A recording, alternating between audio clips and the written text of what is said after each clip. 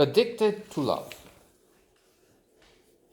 a comedy that has quite a low average rating. I think it's about 54 Metascore on IMDb on the site. That is the most important, I think, at this moment.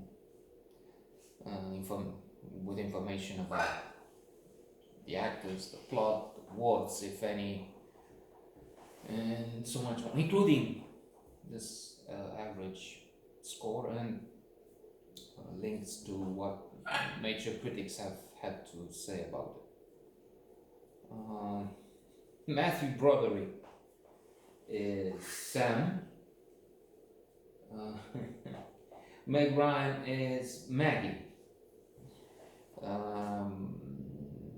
And I was more impressed with Checky Cario, Anton, the French chef and entrepreneur who tries to open a restaurant. And it's not just me, and this one critic who says that unfortunately the main characters are not that compelling. It's counterproductive. It's not a quote, but I think that's more or less the meaning of what he says there, with excellent analysis. It's a problem when we're impressed by the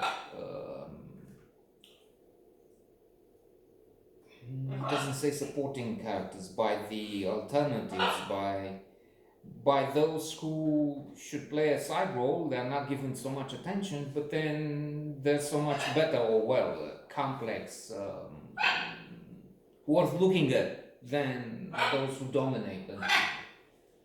I think Matthew Broderick is good. This is not Ferris Bueller's Day Off. This is not one of his best. Termina.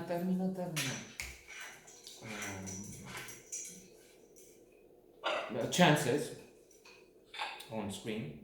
And I also agree with, I think there are quite a few critics, I agree with them in saying that Meg Ryan is at fault here. She's overdoing it.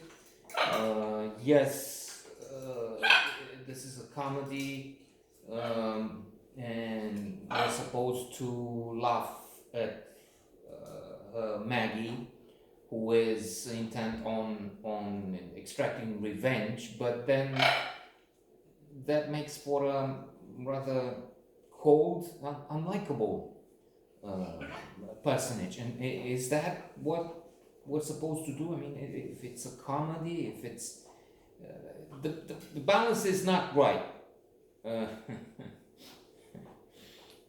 This is not. I mean, I'm thinking Monty Python. Okay, but the best comedy team ever by far. That's also in a way a problem, because you can't compare a weak comedy with the best. What's the point? But there are in some of the Monty Python films, there are very, very dark moments. Only they're played to perfection. The knight who gets into a fight, loses limbs, and still keeps on calling the other.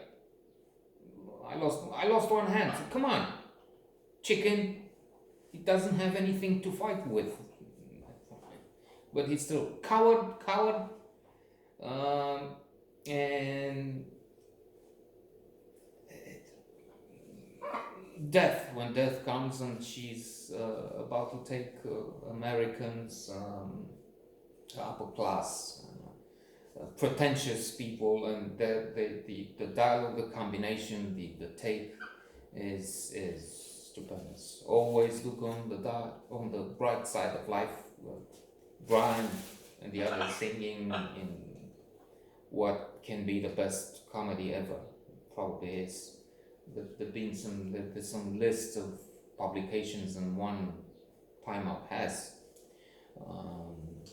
Monty Python's Like O'Brien at the top, and it's clearly one of the top 5 or 10 for many important analysts, let's say. Now here, Sam has a good life with Linda to begin with, but Linda is leaving him to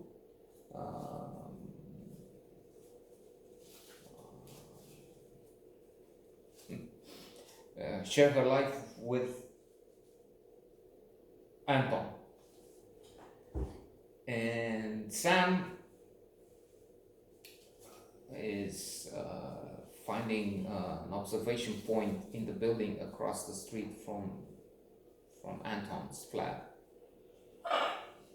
and he joins forces with Maggie in trying to spy on the couple. Maggie had been involved with Anton. She says he had only wanted citizenship through her or something like that. But they go too far. They will put cockroaches in the restaurant he opens, just as a major critic of cuisine and restaurants is inside, and they close down the place. They would be not satisfied with that. They would put Maggie would put strawberries under his pillow because he has an allergy to that, and the abuse they pour on the poor fellow. At one point, Sam is thinking it's enough, even trying to help Anton to some extent. But the degradation, the debasement, it's too much. It's not, never mind funny, it's not,